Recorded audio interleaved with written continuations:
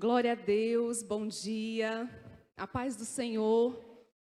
A paz do Senhor para você também que está nos assistindo pela internet. É um motivo de muita alegria e privilégio poder estar aqui juntos para a gente aprender mais da palavra do Senhor, amém?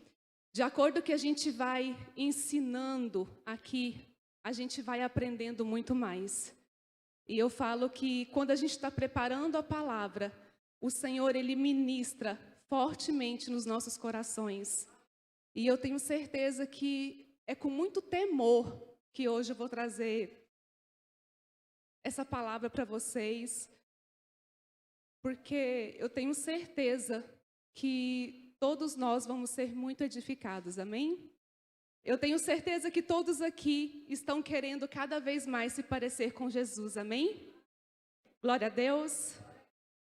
E para a gente começar a parecer com o nosso Pai, a parecer com Jesus, nós precisamos aprender muitos princípios, mandamentos e colocá-los em prática em nossa vida, para que nós possamos refletir tudo que o Senhor tem preparado para as nossas vidas e através de nós. Amém? Eu queria que você curvasse a sua cabeça nessa manhã.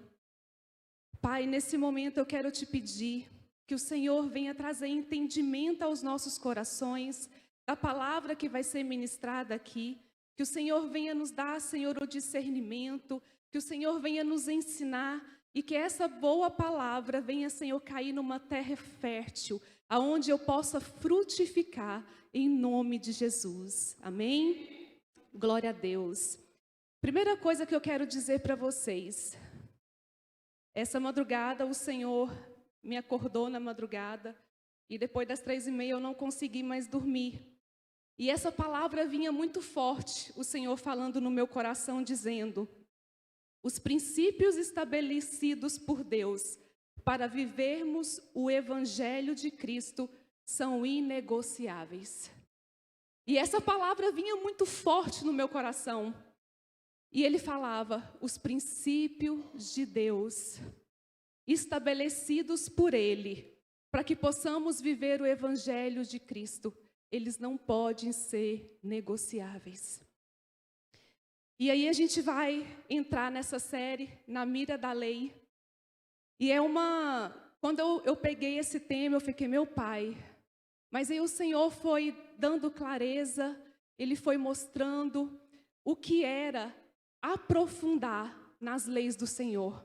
E hoje é o que nós vamos fazer aqui nessa manhã. O Senhor vai nos ensinar, como Ele ensinou ali no monte. Ele ensinou ali no Sermão do Monte, aqueles discípulos, aquela multidão. E Ele ensinava, e nesse momento é isso que Ele quer fazer conosco. Ele quer nos ensinar a aprofundar nessa lei. Amém? Primeiramente, Jesus não veio para revogar a lei ou os profetas, mas Ele veio para cumprir todas elas e aprofundá-las. Amém? Ele não veio aqui para revogar, mas Ele veio para aprofundar, para mostrar qual era a real, verdadeira intenção daquela lei. Amém? Em Mateus 5, do 17 ao 19. Deixa eu abrir.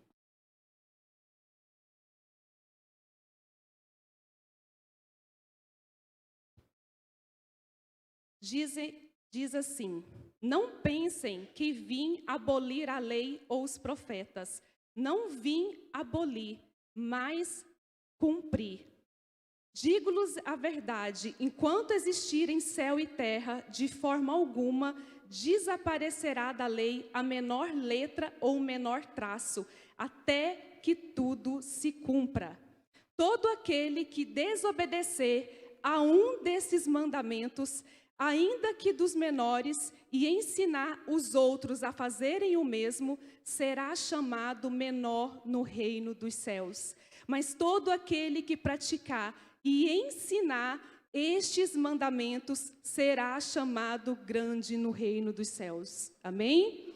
E é esses mandamentos que nós vamos falar agora. Aqui o Senhor está dizendo que Ele veio para nos mostrar como fazer, como cumprir esses mandamentos. E Jesus, ele veio na terra para morrer em nosso lugar, deu a vida pelos nossos pecados, mas ele também veio para nos ensinar como viver o evangelho de Cristo aqui na terra. Toda a sua vida foi um exemplo para nós. E nos livros de evangelho, a gente vê o exemplo que Jesus foi como homem. Amém?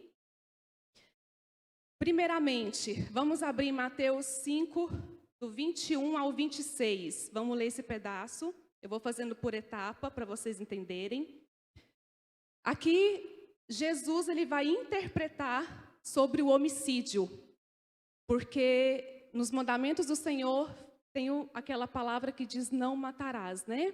E aqui ele está interpretando o que quer dizer isso. E em Mateus 5, do 21 ao 26 diz: vocês ouviram o que foi dito aos seus antepassados: não matarás, e quem matar estará sujeito a julgamento.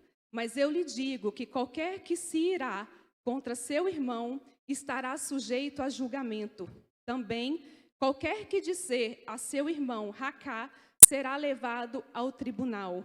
E qualquer que disser louco corre o risco de ir para o fogo do inferno.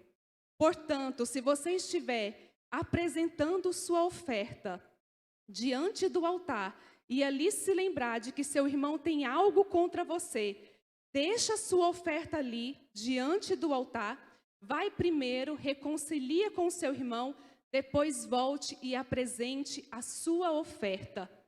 Entre em acordo depressa com o seu adversário que pretende levá-lo ao tribunal. Faça isso enquanto ainda estiver com ele a caminho, pois ao contrário, ele poderá entregá-lo ao juiz, e o juiz ao guarda, e você poderá ser jogado na prisão. E eu lhe garanto que você não sairá de lá enquanto não pagar o último centavo. Amém? Aqui o Senhor ele está mostrando que quando na lei de Moisés dizia não matarás, não era só questão de matar, você chegar lá, dar um tiro, a pessoa morrer e você matou. Aqui Jesus estava explicando, porque naquela época os rabinos, os escribas, os doutores da lei, eles acreditavam que somente isso era o julgamento da pessoa. Se ela fosse ali, matasse alguém, ela seria julgada e condenada. Mas aqui o Senhor, ele vai muito mais além, ele vai muito mais profundo. Aqui o Senhor está dizendo, mas Jesus mostra que esse mandamento é muito mais profundo do que o ato externo do homicídio. Aqui, ele está mostrando o que a pessoa fez já externamente, mas o Senhor está querendo mostrar que o homicídio ele começa internamente. Aqui ele está dizendo que assim quando Deus diz que não devemos matar, isso consequentemente significa que nós não devemos fazer qualquer coisa que prejudica a vida do próximo. Amém? O homicídio ele começa com a raiva, com o ódio sem motivo, incluindo ofensas, calúnia, desavença entre pessoas, fofoca, difamações. Aí já inicia o homicídio. Aí já inicia aonde a gente tem muitas vezes matado o próximo e a gente nem tem observado. Quantas pessoas têm morrido internamente por causa de palavras lançadas? E muitas vezes nós cristãos somos responsáveis por elas. E Jesus não diz que a ira conduz ao homicídio, mas sim que a ira é uma forma de homicídio. Porque quando você está irado, você mata pessoas com as palavras. Quando você se ira, você naquele momento fala tudo que você não deveria falar e você machuca e mata aquela pessoa. E aqui o Senhor está nos ensinando, não matarás, não só fisicamente, mas emocionalmente e espiritualmente. Aqui o Senhor está deixando bem claro para nós. Embora os tribunais da terra não tenham competência em julgar essas motivações e atitudes, porque nenhum tribunal aqui da terra pode julgar as motivações do nosso coração. O único que pode julgar é Deus. Ele pode julgar as motivações do nosso coração. E qual tem sido a motivação do seu coração? Porque o Senhor vai julgar cada uma delas. Por mais que hoje a gente ache que está ileso, vai chegar o dia que nós vamos ter que prestar conta diante do tribunal de Deus. Ele diz que os tribunais da terra não têm competência, mas o tribunal de Deus julga o fórum íntimo. Ele julga o nosso íntimo. Daremos contas a Deus não apenas dos nossos atos, mas das nossas palavras e das nossas intenções. Se a sua intenção é má, a gente vai dar conta delas diante do Senhor. E quando o Senhor diz aqui, se você tem algo contra o seu irmão, você deixa a sua oferta, você vai lá, reconcilia com o seu irmão, porque para o Senhor é muito mais importante você viver em paz com o seu irmão, do que às vezes você vir aqui oferecer uma oferta com o seu coração sujo, imundo. Aqui o Senhor está dizendo que temos que haver reconciliação antes da oferta no altar, porque primeiro Deus aceita a vida do adorador e depois a sua oferta. Quando você está indo lá reconciliar com o seu irmão, você está adorando a Deus porque está mostrando para Ele que você entendeu o princípio e o mandamento que Ele ensina. Então, para Ele é muito mais importante você o adorar com as atitudes do que você vir aqui oferecer uma oferta de qualquer jeito.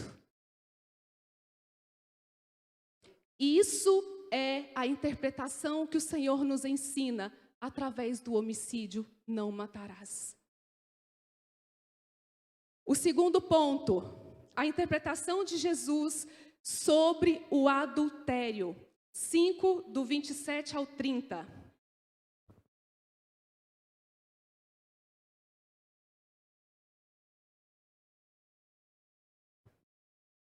Vocês ouviram o que foi dito, não adulterás, mas eu lhes digo, qualquer que olhar para uma mulher e desejá-la, já cometeu adultério com ela no seu coração.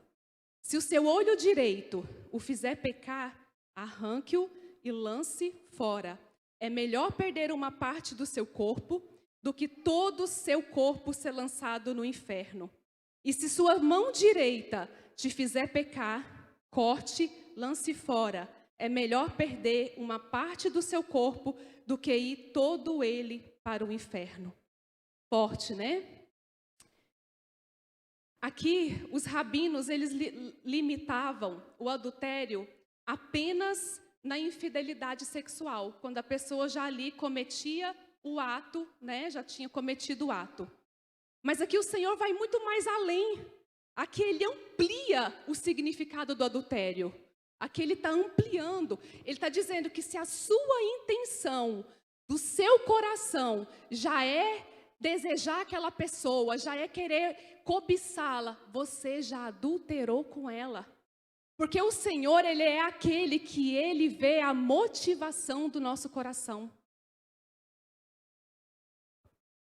As pessoas veem o que você já externou, mas Deus vê a sua intenção. Então aqui o Senhor está falando, se você somente desejar, cobiçar, você já adulterou, você já está em adultério. Jesus, porém, mostra que esse pecado de olhar, ele é um pecado lascívio, é um coração impuro. É um coração impuro. E o pastor Felipe sempre tem falado na série passada sobre generosidade, ele falou muito sobre a motivação do nosso coração, a intenção, e é em todas as áreas da nossa vida. E quando o Senhor fala que é melhor você arrancar uma parte, Ele não está sendo, nossa, o Senhor Jesus está sendo um mutilador, não, aqui Ele está mostrando a gravidade da situação que é. Ele está mostrando uma gravidade. O homem, ele é um ser em conflito. E há uma luta constante entre o espírito e a carne. A vitória nessa área não é resistir, mas é fugir desse pecado. Muitas pessoas falam, eu vou resistir, eu vou conviver e vou resistir. Não, aqui o Senhor está dizendo, tem a probabilidade, fuja, some da vista. Porque a carne, ela luta contra o espírito. Então nós precisamos entender isso. Que nós precisamos como cristão, como evangelho, viver o evangelho de Cristo. Nós temos que manter vigilante das nossas intenções, motivações e atitudes. E quando Jesus diz para arrancar parte do seu corpo, ele não está sugerindo mutilação, mas sim que você tenha uma atitude radical para você vencer o pecado. Ele está dizendo, seja radical, não aceita o pecado. Arranca se for preciso, tira, foge, porque é melhor do que você ir para o inferno. É melhor do que você perder a sua salvação. Glória a Deus. Terceira, a interpretação de Jesus sobre o divórcio. Mateus 5, do 31 ao 32, diz assim: Foi dito aquele que se divorciar de sua mulher, deverá dar-lhe certidão de divórcio. Mas eu lhe digo que todo aquele que se divorciar da sua mulher, exceto por imoralidade sexual, faz que ela se torne adúltera, e que quem casar com a mulher divorciada estará cometendo adultério. Aqui nós precisamos entender uma coisa. Jesus, Deus, Ele nunca foi e será a favor do divórcio. Ele nunca foi e nunca será. Mas na época de Moisés, ele teve que abrir essa exceção por causa do pecado, da imoralidade que estava imenso no meio daquele povo. E se ele não abrisse essa exceção, todos ali se perderiam. E a gente vê tanto que Deus ama as nossas vidas, tanto que Ele nos quer, Ele quer que a gente esteja no propósito dEle, que eu estava lendo ontem no meu devocional o livro de Êxodo, e ele, sempre que o povo pecava, ele instruía Moisés, que o povo venha, traz uma oferta por propiação dos seus pecados, para que eu venha perdoar o Senhor o tempo todo, querendo que eles se arrependessem e perdoar os seus pecados. E quando Deus abre essa exceção do divórcio, é pensando mesmo na impureza, na lascívia do coração do homem, para que muitos não se perdessem. Mas aqui sobre o divórcio, o Senhor, Ele é bem claro, que Ele só aceita em caso de traição. Porque naquela época, os rabinos, os da lei lá, eles tratavam o divórcio de uma forma banal. Eles banalizavam, tipo, por motivos fúteis. Eu vou casar, eu casei, mas eu vi que eu não gostava dela mais, eu vou largar, ela não bateu com o meu espírito não bateu com o dela. E por qualquer motivo, dava a carta de divórcio e a mulher era repudiada pelo seu marido. E o Senhor falou não. Sabe por quê? Porque o que Deus uniu não separa o homem. Amém? O que Deus uniu, por isso que você que hoje, você está solteira, você está solteiro, você precisa muito apresentar diante do Senhor o que é que Ele tem preparado para você. Porque primeiramente a sua aliança precisa ser com Deus. E aí Ele vai te mostrar quem é que vai poder aliançar contigo. Porque quando você começa a aliançar diante de Deus, iniciar tudo certo, nada pode quebrar essa aliança. Por isso que você precisa analisar muito quem você está conhecendo, ver realmente se é essa vontade de Deus para a sua vida.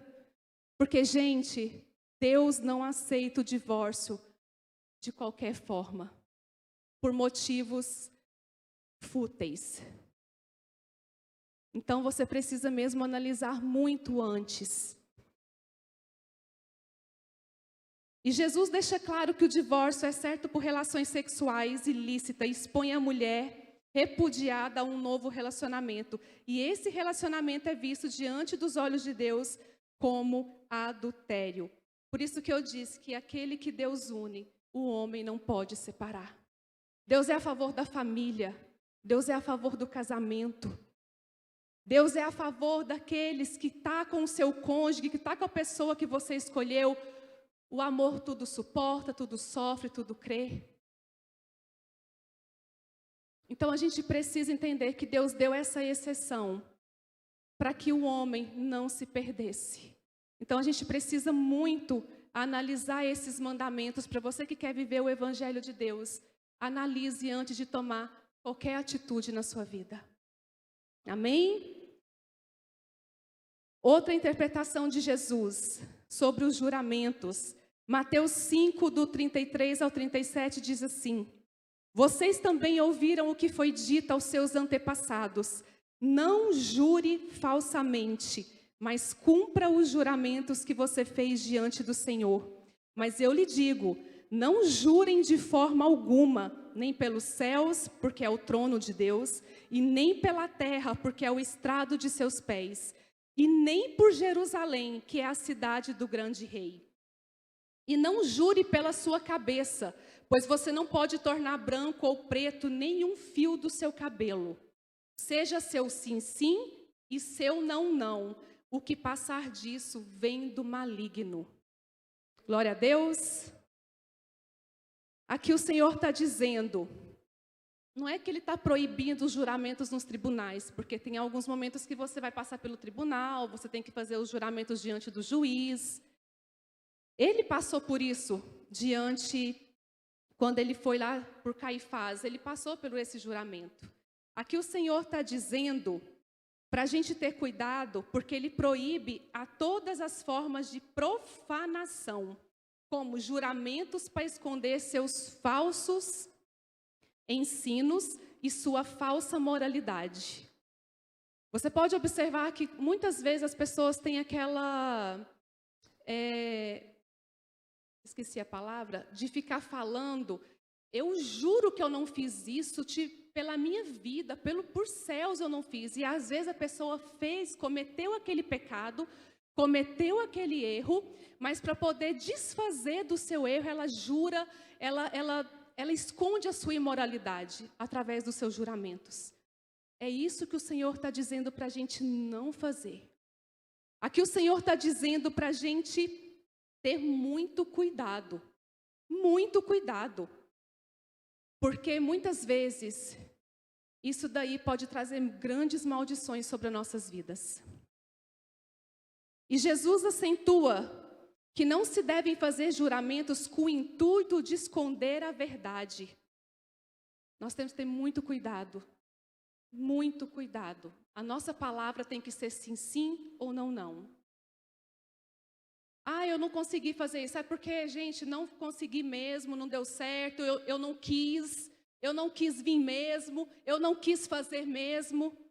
Agora, não ficar mentindo, inventando falsos testemunhos, falsos juramentos.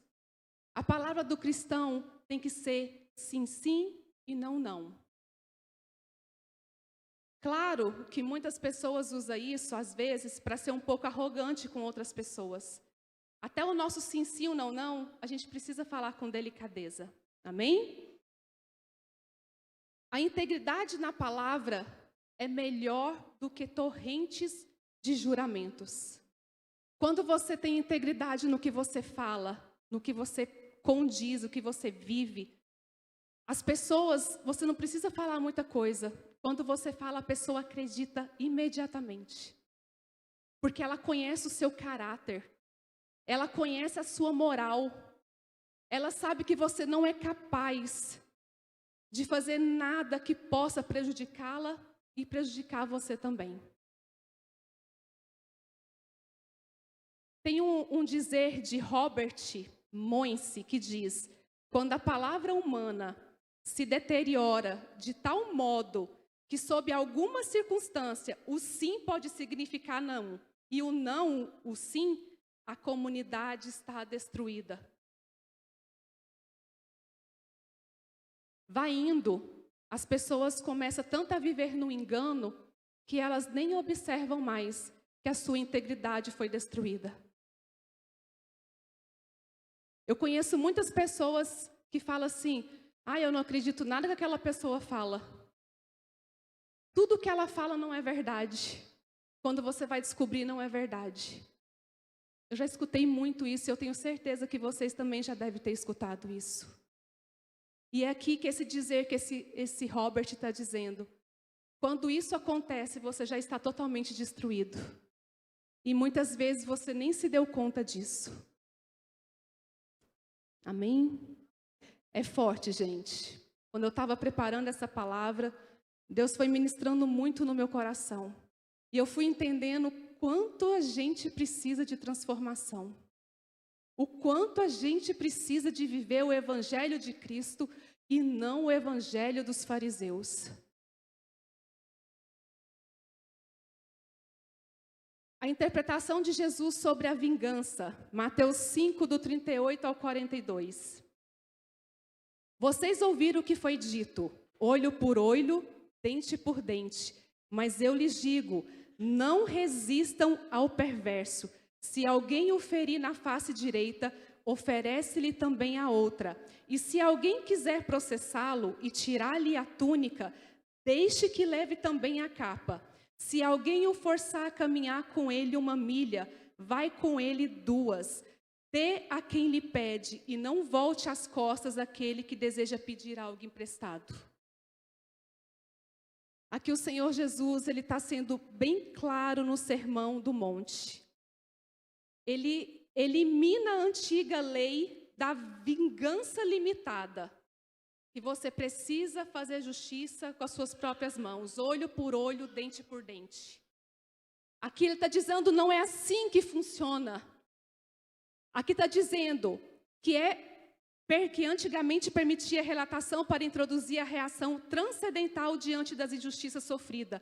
Mas Jesus destaca 3 coisas vitais da vida. Primeiro, honra, vontade e bens inalienáveis. Amém? Aqui o Senhor está nos ensinando.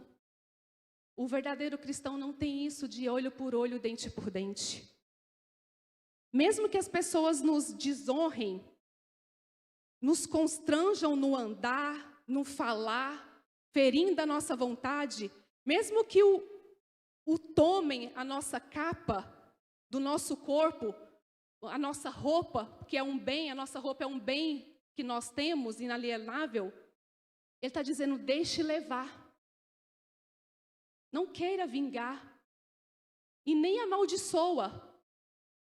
Deixe levar.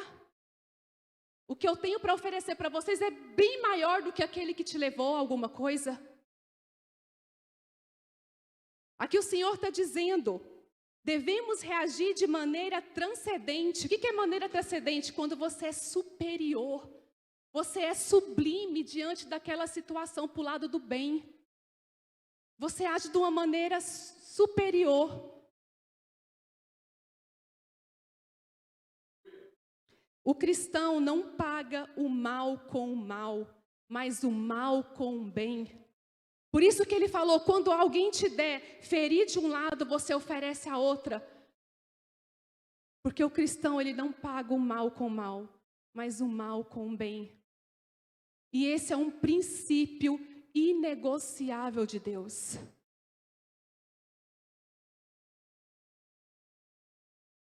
Não domina apenas suas ações, mas também as suas reações. O Senhor está dizendo aqui, você só não tem que dominar as suas ações, mas as suas reações também. Quando alguém te ofender, quando alguém te ferir, você tem que dominar as suas reações. Tenha cuidado. Tenha cuidado. Como eu disse no início, toda a intenção e motivação do nosso coração vai ser julgada perante o tribunal de Deus. Em Mateus 5,42, que está dizendo aqui: dê a quem lhe pede e não volte as costas àquele que deseja pedir algo emprestado. Jesus reafirma que Moisés ensina em Deuteronômio 15, do 7 ao 11. Pode abrir para mim? Deuteronômio 15, do 7 ao 11. Se houver algum israelita pobre em qualquer das cidades da terra que o Senhor, o seu Deus, dá a vocês, não endureçam o coração e nem fechem a mão para esse irmão.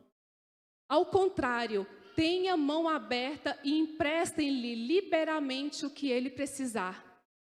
Cuidado que nenhum de vocês alimente este pensamento perverso. O 7º ano, o ano do cancelamento da dívida, está se aproximando e não quer ajudar o meu irmão pobre. Ele poderá apelar para o Senhor contra vocês e vocês serão culpados desse pecado. Aqui Moisés estava ensinando que o povo de Deus, ele tinha que compadecer da dor do outro, da necessidade do outro. Por isso que aqui no verso 42 o Senhor diz que nós nunca devemos negar a dar àquele que tem fome, aquele que precisa às vezes de uma roupa. Mas muitas vezes o nosso egoísmo, a gente já começa a julgar as atitudes daquela pessoa. Não vou dar não, essa pessoa nem gosta de trabalhar, ela tem que se virar. Eu não vou dar não, essa pessoa já falou mal de mim, por que eu vou ajudar? Esse é o nosso coração humano, vingativo.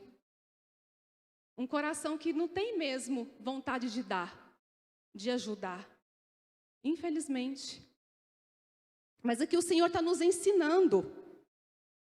Nunca devemos nos negar a dar. Dar é tanto um privilégio como uma responsabilidade. Em Atos 20, 35, nós vamos ler. O Senhor diz assim: em tudo o que fiz, mostrei a vocês que é preciso trabalhar arduamente para ajudar os que estão em necessidade, lembrando as palavras do próprio Senhor Jesus que diz: mas bem-aventurada coisa é dar do que receber. Feliz é aquele que dá, muito mais do que aquele que recebe. Te garanto que aquele que recebeu, ele foi abençoado, mas você foi muito mais abençoado em doar. É esse coração que o Senhor quer moldar nesses últimos tempos.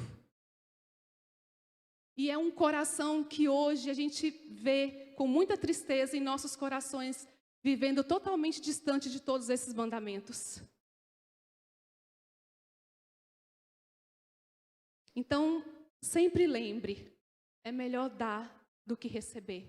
Não só bens materiais, amor também.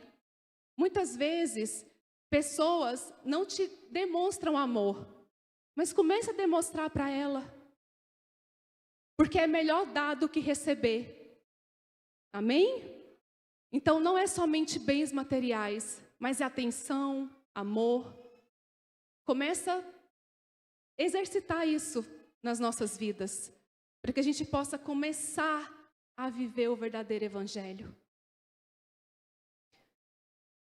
O último, interpretação de Jesus, que para mim foi umas assim, que mexeu muito comigo, porque é muito difícil a gente amar aqueles que nos perseguem. É muito difícil a gente amar aqueles que já nos fizeram algum mal. É muito difícil. E aqui em Mateus 5, do 43 ao 48, diz assim: vocês ouviram o que foi dito, ame o seu próximo e odeie o seu inimigo. Mas eu lhe digo, amem os seus inimigos e orem por aqueles que te perseguem, para que vocês venham a ser filhos de seu Pai, que está nos céus, porque Ele faz raiar o sol sobre os maus e sobre os bons, e derrama chuva sobre justos e injustos. Se vocês amarem aqueles que os amam, que recompensa vocês terão? Até os publicanos fazem isso. E se saudarem apenas os seus irmãos, os que estão fazendo demais, até os pagãos fazem isso. Portanto, sejam perfeitos, como perfeito é o Pai Celestial de vocês. Aqui Jesus está refutando Ele está negando a tendenciosa hermenêutica dos doutores da lei, que dizia que você tinha que odiar os seus inimigos, que você não tinha que fazer nada por eles. Mas aqui está dizendo que nós devemos amá-los e orá-los por ele. E pedir misericórdia sobre a vida deles. Pedir que o Senhor os alcance. E que dê transformação de vida para eles também. Em vez da gente imitar os vingadores, né? Os evangelistas dos fariseus, dos publicanos, vamos ser imitadores de Cristo. Muitos têm sido imitadores dos evangelistas, fariseus, publicanos. E aqui o Senhor está nos trazendo um alerta que nós precisamos viver o verdadeiro evangelho de Cristo. Temos que ter uma vida totalmente transformada.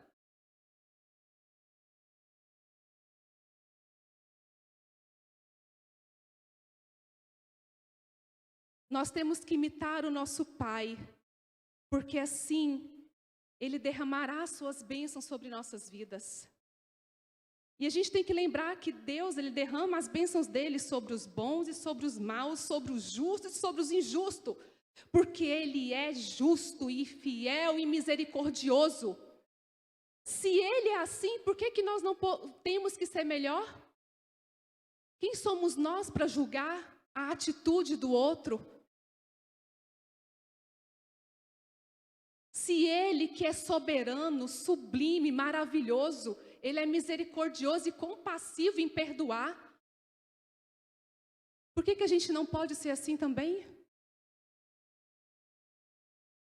Amar somente aqueles que nos amam é muito fácil. É fácil demais. Eu amo meu marido, eu sei que ele me ama, é muito fácil amar ele, porque eu sei que ele me ama. E quando você não ama aqueles que não te amam e te perseguem, você está simplesmente nivelando a sua vida com os ímpios. Você não está tendo diferença nenhuma. Você se iguala a eles. E na palavra de Deus fala que nós temos que fazer a diferença.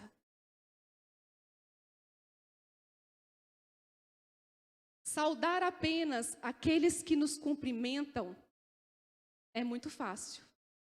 Quantas vezes eu chego, às vezes, no supermercado, a mulher do caixa nem olha na minha cara, nem bom dia ela fala. E eu falo, bom dia, tudo bem? Que Deus abençoe o seu dia. E ela, muitas vezes, continua com a cabeça baixa, nem responde. Mas você fez a sua parte. É isso que importa. Você teve a motivação certa. Se o outro não cumprimentou também, se o outro não teve a mesma reação, ele vai prestar conta diante de Deus. Você fez o que é certo.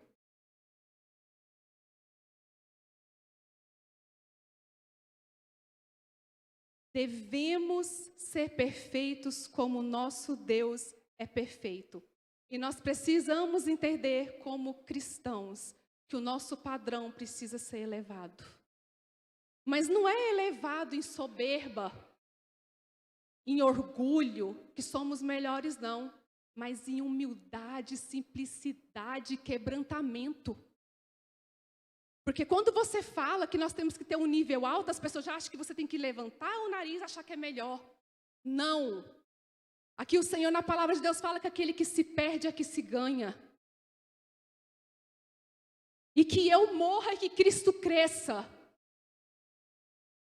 Quando a gente fala que temos que ter um padrão maior, é porque nós precisamos viver um evangelho da humildade, da simplicidade, do quebrantamento e de transformação.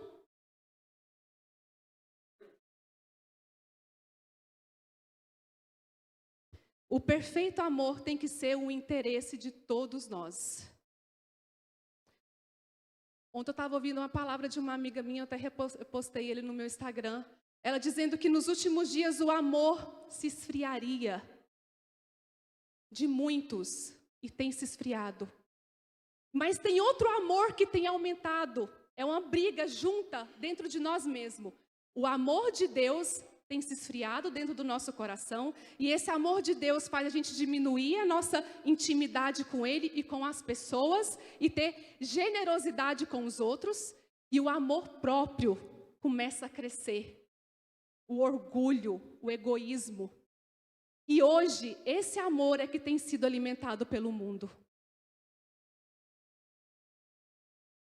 E hoje é esse amor que tem sido alimentado pelo mundo. E eu tenho certeza que não é esse amor que você quer que cresça em você. Porque eu e você que estamos aqui, a gente quer que o amor de Cristo viva em nós. E através desse trecho, eu quero concluir 4 lições que a gente tira. No versículo 43 e 44 diz assim: vocês ouviram o que foi dito, ama seu próximo e odeia o seu inimigo, mas eu lhe digo, ame os seus inimigos e orem por aqueles que te perseguem. Aqui o Senhor está nos dando uma ordem. Eu digo a vocês, amem os que o perseguem. Eu não estou dando aqui uma condição para vocês, estou dando uma ordem. Se vocês querem ser os meus filhos, vocês precisam cumprir esses princípios. Segundo, no versículo 45 diz, para que vocês venham a ser filhos de seu Pai, que está no céu, porque Ele faz raiar o seu sol sobre os maus, os bons, e derrama chuva sobre os justos e injustos. Aqui Ele já está dando uma condição. Para sermos identificados como filhos de Deus, a única maneira é imitando o seu caráter. Aqui está dizendo que Ele derrama sobre os justos e o injusto. Já é uma condição sua você querer ser justa ou injusto. Aqui já é uma condição sua você querer ser bom ou mal. Então você tem uma escolha. E você pode escolher. Terceiro, no versículo 46 e 47 diz, se vocês amarem aqueles que o amam, que recompensa vocês receberão? Até os publicanos fazem isso. E se saudarem apenas os seus irmãos, o que estão fazendo demais? Até os pagãos fazem isso. Aqui ele está dizendo que há uma recompensa, que há justiça por aqueles que queiram fazer o bem. Vai ter uma recompensa. E último, ele nos dá um desafio.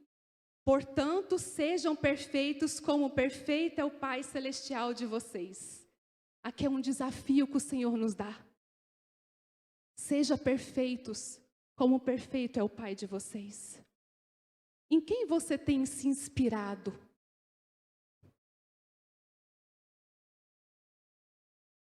E essa madrugada, quando eu perdi o sono, e eu escutava o Espírito Santo falou, vai orar, levanta e vai orar.